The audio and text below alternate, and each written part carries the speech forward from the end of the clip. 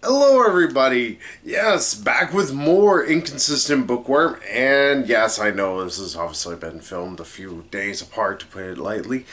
I am here to talk about, of course, Naruto Volume 2. Now, the reason why this is kind of bigger is because I did tell y'all I was kind of on the fence about Naruto. The first volume wasn't bad, it was very underwhelming.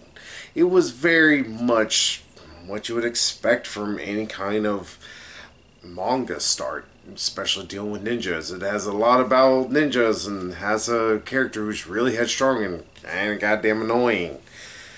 And of course, you introduce the side characters. You have, of course, Sasuke and you have Sakura, who unfortunately I would say they're probably like the least developed out of them all. Sasuke actually got some kind of character development, and yes, I am reading a little bit back to this. And of course, there's the master, who I always forget his name is Kakashi, mostly because they call him master throughout it, which is fine. I don't mind that. I think that's actually a lot more realistic in terms of anybody who's having to deal with magic ninjas. Now, yes, I was underwhelmed by it. I was fully just there were parts I liked, a lot of parts I didn't care for. Nothing now I hated. I will give it that much. And if that is the biggest negative I could say about Naruto, is it was the first volume was very uninteresting. It was very uninterested in actually putting together a plot. Instead, it was more interested in setting up some future characters. That's kind of it. Like, technically, your lead, Naruto, got technically the most character development, and even then, he wasn't, like, expanded upon greatly. You just learned that, he's probably a descendant of this, like, terrible nine-tailed fox thing. Pretty much, nine-tails evolved after it evolved from Vulpix and decided to go psycho. But I need to talk about Volume 2 and whether I thought that this actually warranted me to keep reading. And it's not that it's bad. It's actually, there's a lot of good. There is a lot of action that happens within it. The artwork, I think, is still rather damn good. It's very detailed in ways that many different books tend to be a lot less detailed, a lot less detail oriented, especially. So there's a lot of good throughout all of it. There's still the nagging problems from the original. Now, mind you, Naruto is nowhere near as annoying as he was in the first group. Like the first one, his whole shtick was, I'm hungry, I am not Goku. I didn't care for that. That really got old fast. Here, he's still a bit petulant, but it seems there is actually a heart to the kid, especially now he's able to go up against, actual villains. He's actually able to fight for, his contracts. Now, there is possible development that sets up, because it sets up their first, like, actual being ninjas and having to pull off tasks for different groups. You do get to see that, yes, but that's all you get to see. You get to see him pull off one task. Comparatively, Fairy Tail, the first volume, dealt with one and then was beginning another one. This one, and that's the first volume. Again, first volume. And the reason why I think that whole thing was so monumentally better than many other newer mangas, or even older mangas, for lack of a better way to describe it. Here, yes, there is the quest. We get the quest, which is this old guy he needs to be escorted back to his village because he's like fearful people might try and come get him, and it's because this bridge he's constructing.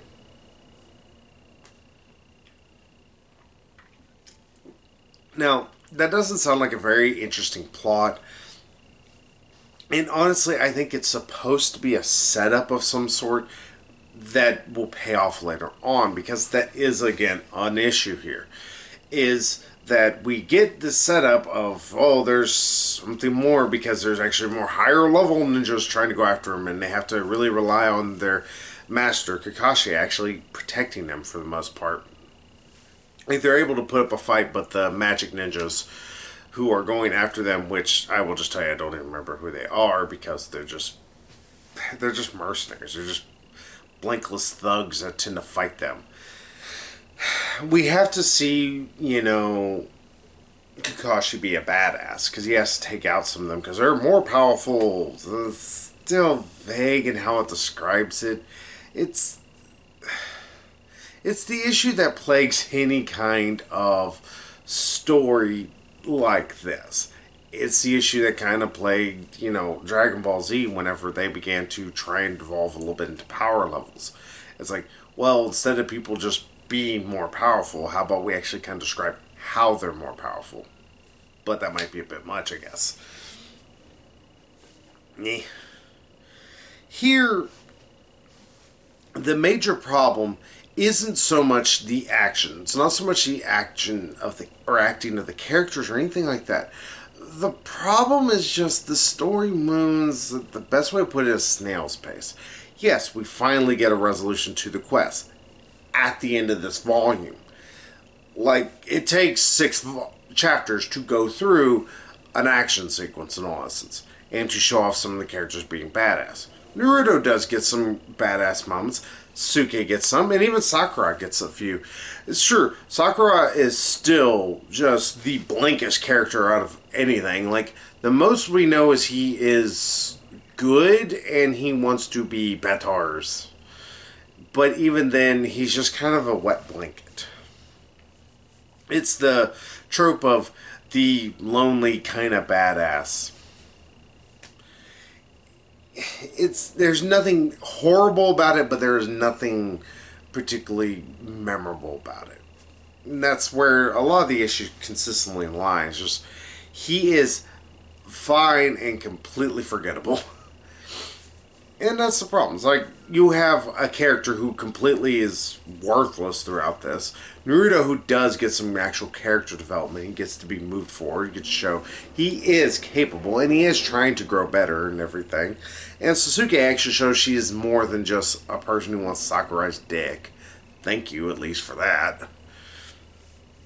And you get to see Kakashi, has some formidable fighting skills. And also some interesting powers.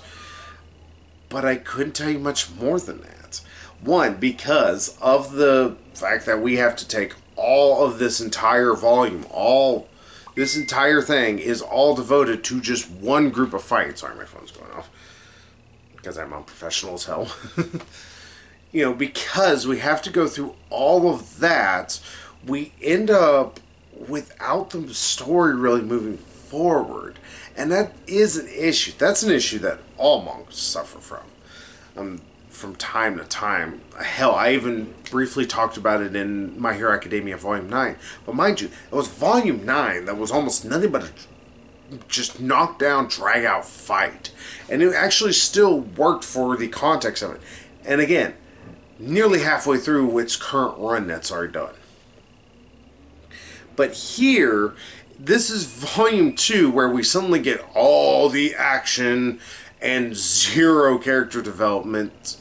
Or actually, let's take it back. Not zero character development, minor character development, and zero story progression. That's an issue there. And it's not that I want to rail on this and want to hate Naruto. I mean, there's some cool bits, don't get me wrong. It's an excessively cool story at times.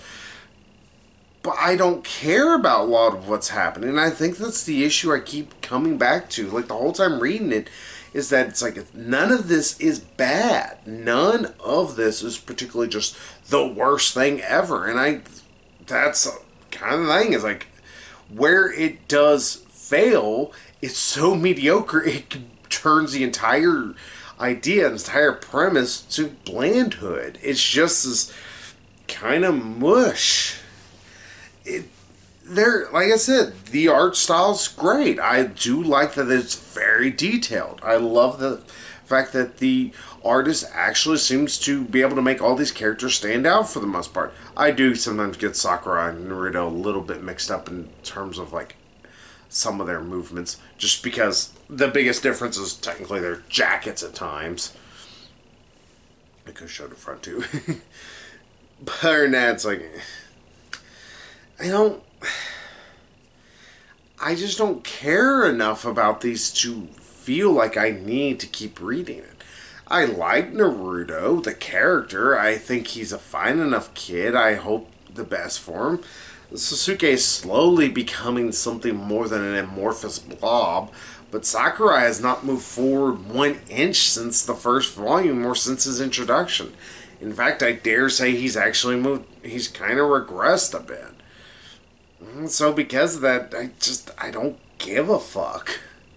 There's a lot of meh going on. There's some cool, don't get me wrong. But cool meh doesn't really inspire me to want to keep reading any of this.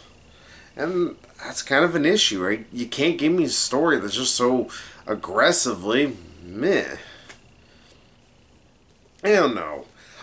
I don't want to hate this. I really don't. I want to like it. I want to, actually grow to care about the characters. I've heard there's actually some good bits, but that's the problem. I feel like so much of this is just setting up to good bits, but not actually giving me anything good. And yes, it is only the second volume, but that is still over 8, sometimes depending upon, I think this one actually I think it's actually 12 chapters. I mean, you think of the amount of chapters I've went through already here. If I could find it, I'd eventually be able to show you. Yeah, this is 15 chapters at this point. 15! I have not grown with these characters. These characters have not moved forward. What the fuck? I'm not asking for a lot. I don't think I'm asking for a lot. I want some forward momentum for the characters. Maybe it doesn't help I did not grow up on the anime, and I'm just trying to see, it's like, okay, well, because usually the mangas tend to be better than the anime. No offense to anybody who do love the anime or say it's much better than the manga or anything like that. Just usually there's a lot less filler. Here, this does feel a lot like filler at times. Like, it feels like, okay, well, we have to have all these cool fight sequences, because if we don't, nobody's going to give a shit. And it's like, I would still care regardless of there being a big long fight sequence, guys.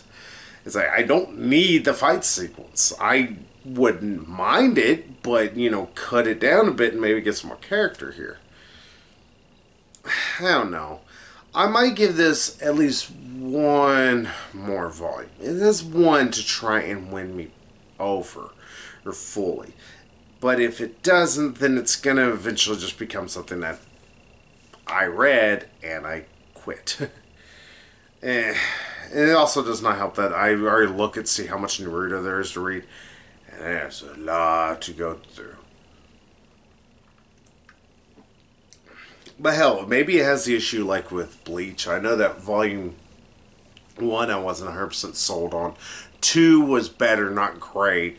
And then 3 I thought was actually pretty damn good, even though technically it was just all one grouping of a big fight sequence.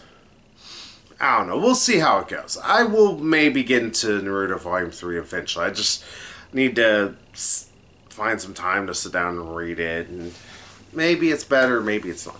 In the meantime, Volume 2, if you weren't sold on Naruto, Volume 2 is not going to sell you more on it. It's just more action sequences is all it is.